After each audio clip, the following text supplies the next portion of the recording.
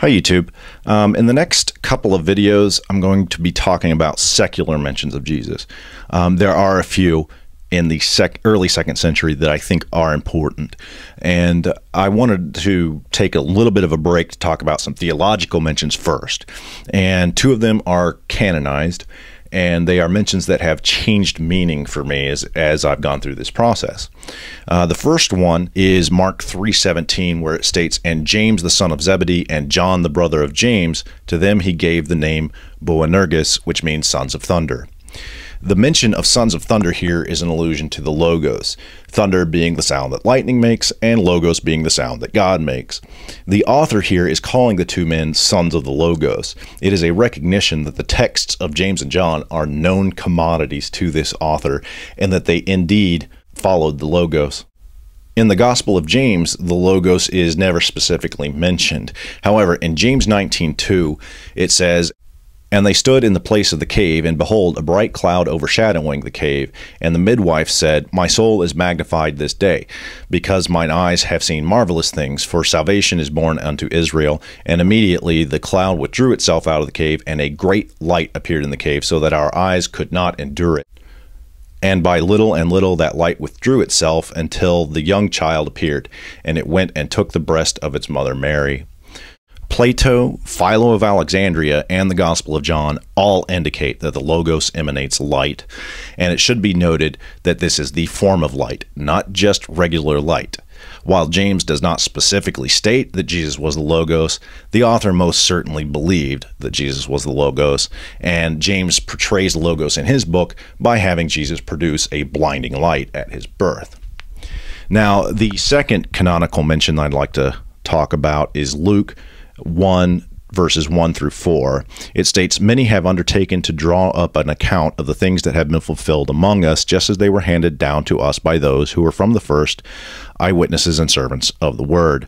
The term word should be capitalized. This is the Logos. This time the Luke author is recognizing that the earliest versions of Christianity were Logos based. With this in mind, since I myself have carefully investigated everything from the beginning, I too decided to write an orderly account for you, most excellent Theophilus, so that you may know the certainty of the things you have been taught. Clearly, the author of Luke is writing the text, and the term word here is spoken word. During the late 1st century and the entire 2nd century, the term Logos is used overwhelmingly for spoken word. It is not for written word. And again, Luke is suggesting that the Logos theologies are considerably older. There is one other passage that I'd like to read, and that is in Ignatius. Now, Ignatius is not a text that I take as authentic.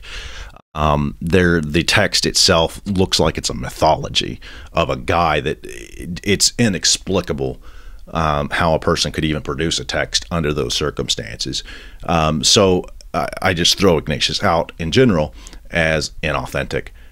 However, in chapter 19 of his epistle to the Ephesians, he states, "Now the virginity of Mary was hidden from the prince of this world, as was also her offspring, and the death of the Lord, 3 mysteries of renown, which were wrought in silence by God. How then was he manifested to the world? A star shone forth in heaven above all the other stars, the light of which was inexpressible, while its novelty struck men with astonishment." Now, pausing here for just a moment, this is, to me, a smoking gun. This author, whoever it is telling me exactly what I think of Jesus. He's telling me exactly what I think, that Jesus was a divine entity, not a human being, period. And that, again, if you'll notice, now the virginity of Mary, why the virginity of Mary? How could that possibly be hidden?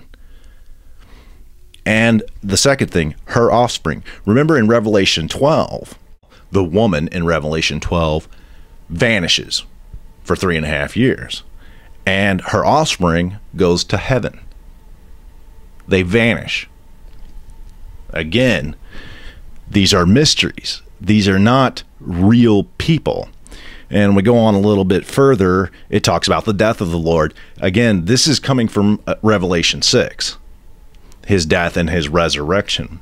Now, if you move on a little bit farther, it says, and all the rest of the stars with the sun and the moon formed a chorus to this star, and its light was exceedingly great above them all. And so it's brighter than the sun. Okay. This star, whatever it is brighter than the sun.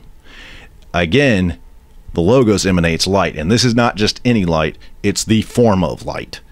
And everyone, including Plato said very specifically that the Logos, if you were to look at it, you'll never see the Logos. All you'll see is light, and you won't see it for very long because it'll blind you.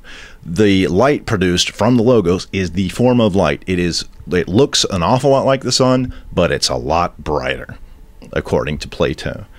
So again, we have all of these hits on the idea that this theology really is a solar-based cult from the first century. It's a solar-based cult, and I try not to call it a solar cult because they still believe in forms. What they suggest the sun is a representation of the Logos. It's not the Logos. It's a representation of the Logos. So even though they don't believe it's a god, they don't believe the sun is a god, but if the sun eclipses, that means to them that the Logos is telling them something. So again, we have that, and it's very interesting. And if we move down one more, it goes to, and there was agitation felt as to whence this new spectacle came. Again, in all of these books, including the canonized books, it keeps talking about a seismos, and occasionally it's translated as earthquake instead of shaking. But what they're actually talking about is a shaking, an agitation of the stars. It is not a shaking on the ground. It's not an earthquake. It is a starquake. So, fascinating chapter, and I think I'll just leave that up there, so if you want to pause it, you can read the whole thing. But I think that's all I've got for you today, and I will get back into videos as soon as possible. Thanks a lot, folks. Bye.